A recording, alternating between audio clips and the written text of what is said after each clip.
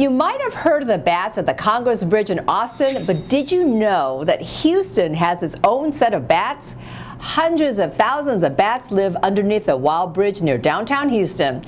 Arts and culture reporter Henry Yao says when they come out to feed, they cause a spectacle that nature lovers and curious passerbys love right off the bat.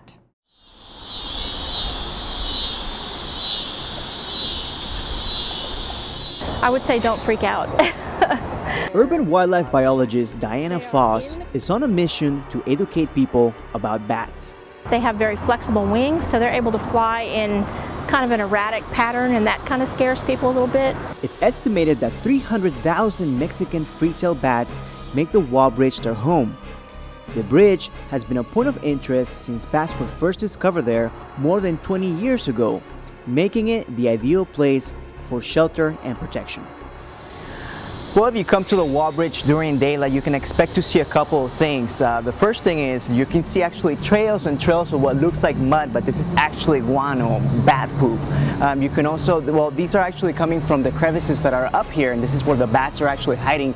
And you can see these little stains. It's actually urine left from the bats. There are a couple other things that you can expect to hear, like you can hear a lot of chirping sounds, and there's definitely this very, very strong pungent smell that most people describe as corn tortillas, but I actually personally describe it as newborn puppies.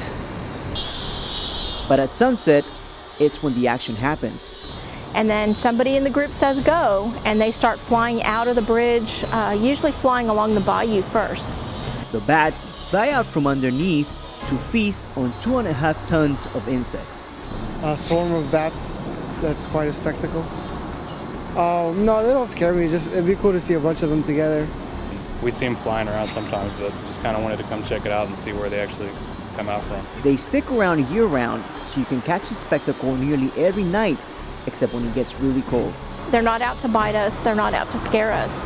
So we just need to stay calm, let the bats fly around. They're doing us a big favor because they're eating all those insects. In the Montrose area, Henry Yao, 713 News. Thank you, Henry. Experts urge people not to flash white lights at the bats because that can hurt them. This includes photo cameras.